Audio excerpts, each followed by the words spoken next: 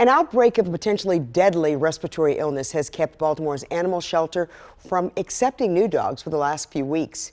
Now, as WMAR 2 News' Jeff Hager reports, BARC's medical team faces the prospect of lifting or extending that suspension. It prides itself on taking in every animal, but an outbreak a few weeks ago forced the Baltimore Animal Rescue and Care Shelter, or BARCs, to suspend taking in additional dogs. We did have a couple animals that were humanely euthanized because the pneumonia had progressed so much. One of the dogs, she had no viable lung tissue left, so that was the only humane option for her. The culprit, Canine Infectious Respiratory Disease Complex, or CIRDC, is better known as kennel cough, which is generally viewed as somewhat common, but not in this form.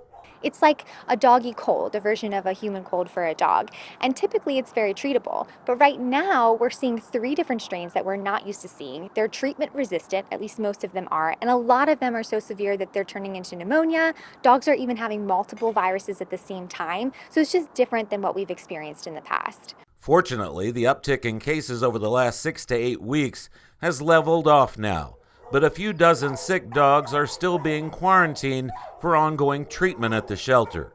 And BARC's medical team is expected to make a decision on lifting or extending the temporary ban later this week.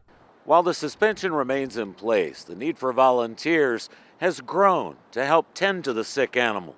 We can always use more volunteers, especially ones who are willing to walk our sick dogs. We have them wear full PPE, so they have gowns, booties, gloves, and they're changing that in between each dog because we are seeing so many different types of viruses.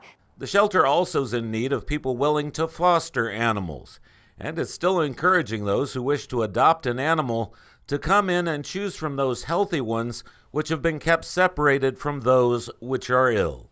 In South Baltimore, Jeff Hager, WMAR 2 News.